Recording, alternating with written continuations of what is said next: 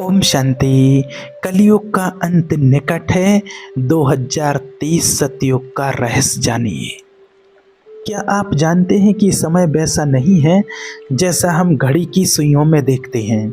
समय एक सीधी रेखा नहीं, यह एक चक्र है, काल चक्र। ऋषियों ने कई सालों पहले इस काल चक्र को देखा था। उन्होंने कहा था हर युग का एक आरंभ होता है और एक अंत, और इन युगों की गति को नियंत्रित करता है यह अदृश्य चक्र। आपको जानकर आश्चर्य होगा, हम अभी जिस युग में जी रहे हैं वह है कलयुग।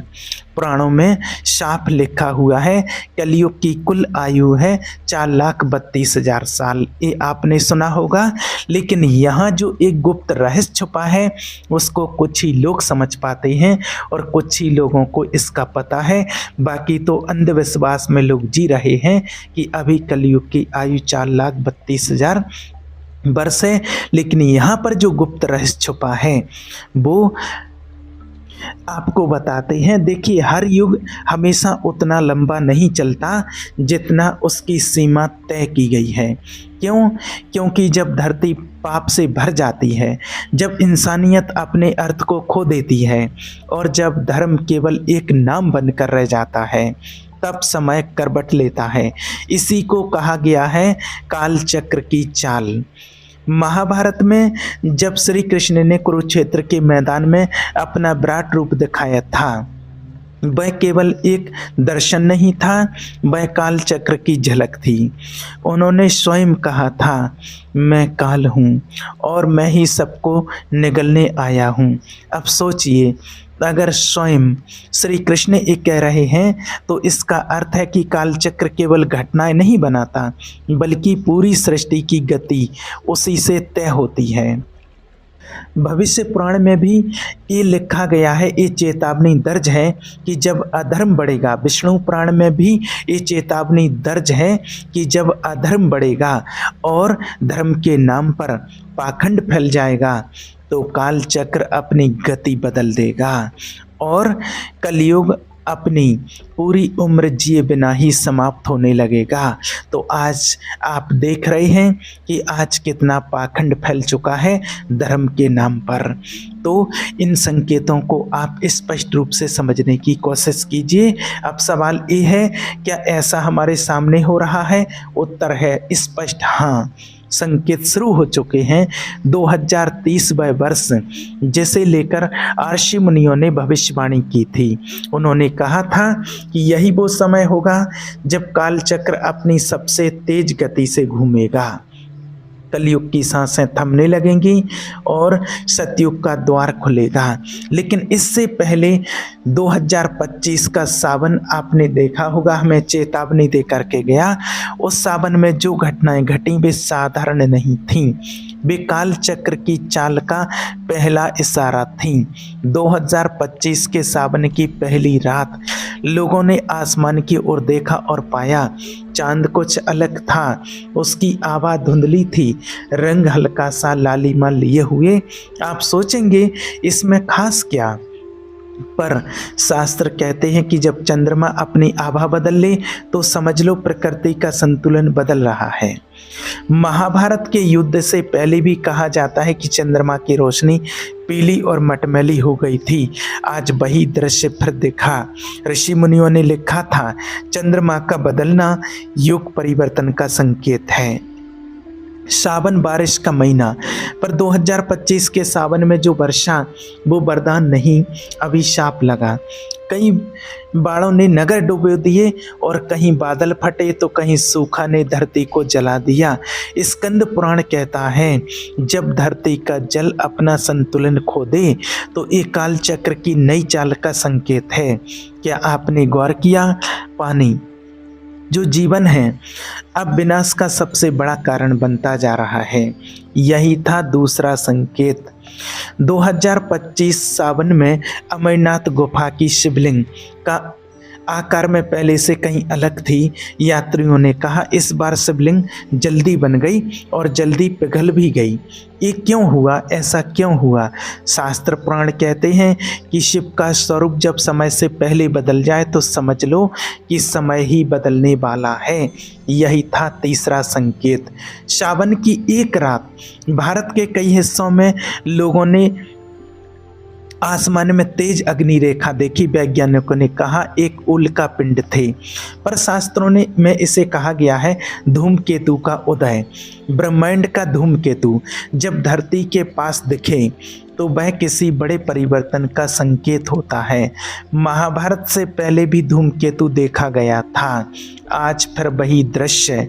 2025 सावन में मध्य भारत और उत्तर भारत की कुछ नदियों में पानी उल्टी दिशा में बहने लगा।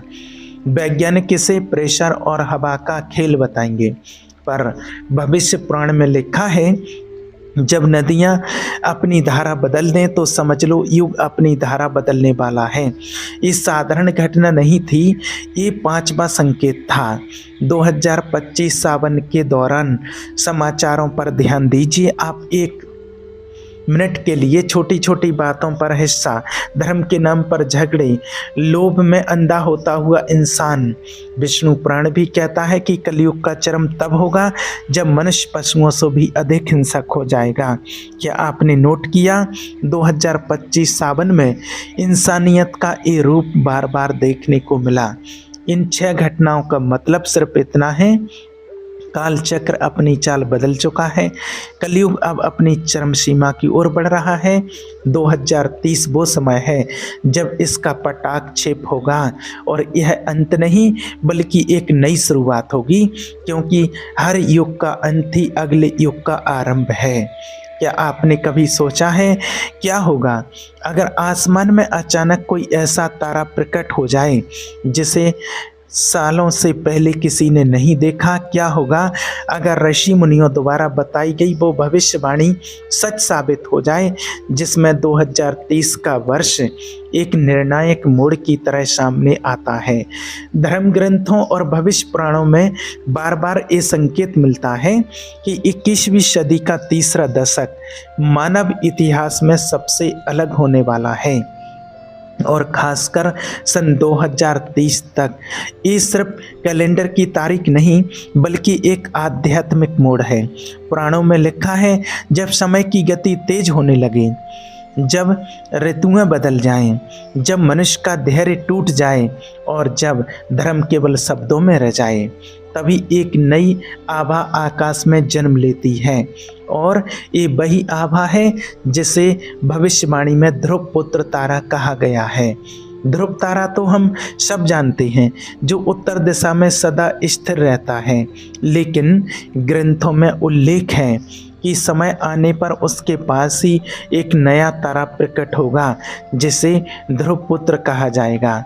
अब सवाल उठता है, ये तारा कौन है? क्या यह वास्तव में कोई नया खगोलीय पिंड है, कोई धूमकेतु, या फिर एक आध्यात्मिक संकेत? आधुनिक विज्ञान कहते हैं कि अगले दशक में हमारी आकाशगंगा में कई ऐसी गतिविधियां होंगी जिन्हें मानव ने पहले कभी नहीं देखा, लेकिन हमारे सनातन ग्रंथों में इसका जिक्र पहले ही किया जा चुका है।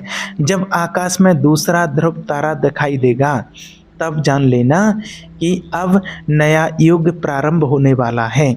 अब सोचिए, अगर अचानक आसमान में एक ऐसा तारा चमक उठे जो दिन में भी दिखाई देने लगे तो दुनिया कैसी प्रतिक्रिया देगी? पुराण कहते हैं उस क्षण पृथ्वी पर एक अद्भुत ध्वनि गूंजेगी, ना कोई विस्फोट, ना कोई युद्ध का शोर, बल्कि एक नाद जिसे ऋषि लोग नाद ब्रह्म कहते हैं। ये वही ध्वनि होगी जो ब्रह्मांड की उत्पत्ति के समय गूंजी थी, और ठीक उसी के साथ पृथ्वी का ऊर्जा चक्र बदल जाएगा। अब असली प्रश्न युग परिवर्तन का। क्या 2030 में कलयुग समाप्त हो जाएगा? तो पूरी तरह से नहीं। देखिए, कलयुग पूरी तरह से 2030 में समाप्त नहीं होगा। लेकिन 2030 को एक संक्रमण बिंदु माना गया है, अर्थात कलयुग अपनी सबसे गहरी अवस्था में धीरे धीरे से बाहर निकलना शुरू करेगा और यही आरंभ होगा एक संधि काल का, जिसे आप मिनी सतयुग भी कह सकते हैं। यानी अगले कुछ दशकों में धर्म, आध्यात्म और विज्ञान एक साथ नई दिशा पकड़ेंगे। भविष्य पुराण में भी लिखा है, जब मानव धर्म छोड़ देगा, जब माता पिता का सम्मान समाप्त हो जाएगा, जब पृथ्वी सूखे और बाढ़ से कांप उठेगी, तब आकाश से संकेत मिलेंगे और वही संकेत होगा एक नए युग का आरंभ। 2028 से 2030 के बीच जो घटनाएं घटेंगी, अत्यधिक वर्षा, अकाल, समुद्री तूफान, धरती की हलचल, ये सब उस संकेत के हिस्से हैं। और 2030 ये वो वर्ष होगा जब ये संकेत अपनी पूर्णता तक पहुंचेंगे। ज्योतिषाचार्य बताते हैं कि 2030 में ग्रहों की एक दुर्लभ युति होने वाली है। शनि, बृहस्पति और कई प्रमुख ग्रह एक खास स्थिति में आएंगे, जिसे आखिरी बार कई सालों पहले देखा गया था। यानी खगोलीय रूप से भी धरती पर ऊर्जा का बड़ा बदलाव तय है और यही बदलाव मनुष्य के विचार, विज्ञान और आध्यात्म पर सब पर असर डालेगा। अब असली सवाल जिसे हर कोई जानना चाहता है, जब ये सब होगा तो धरती पर क्या असर होगा? पुराने तंत्र ढलने लगेंगे, बड़े बड़े साम्राज्य आर्थिक और सामाजिक संकट में फंसेंगे, लेकिन साथ ही आध्यात्म की ओर झुकाव भी बढ़ेगा। लाखों लोग धर्म ग्रंथों और तपस्या की ओर ऑटोमेटिक लौटेंगे और खास बात, युवा पीढ़ी में अचानक सत्य की खोज की जिज्ञासा जागेगी और यही असली परिवर्तन होगा। ऑटोमेटिक ईश्वर की ओर लोगों का खिंचाव होगा और मेडिटेशन करने के लिए बहुत से लोग जागरूक होंगे। यही असली बदलाव होगा और असली परिवर्तन है यही। युद्ध या प्रलय से नहीं बल्कि चेतना के बदलाव से युग बदलता है। तो अब आप समझ गए होंगे कि 2030 क्यों खास है। यह कोई अचानक आने वाला अंत नहीं, बल्कि एक नई शुरुआत है। एक ऐसा कालखंड जहां कलयुग अपनी चरम अंधकार से निकलकर धीरे धीरे प्रकाश की ओर बढ़ेगा। ध्रुव पुत्र तारा, खगोलीय ध्वनि, ज्योतिष युति और धर्म की ओर वापसी, ये सब मिलकर हमें बताते हैं कि समय अब बदल चुका है। तो अब सवाल है आपसे, क्या आप तैयार हैं उस बदलाव के लिए? क्या आप सुन पाएंगे वो नाद ब्रह्म? अगर वो आपके जीवन में गूंज उठा, क्या आप पहचान पाएंगे उस तारे को जब वो आकाश में चमकेगा? क्योंकि रहस्य यही कहता है, जो तैयार होगा वही नए युग का हिस्सा बनेगा और जो रह जाएगा तो उसके पास पश्चाताप के अलावा और कुछ नहीं बचेगा। अब फैसला आपका है कि आपको क्या करना है। ठीक है। ओम शांति।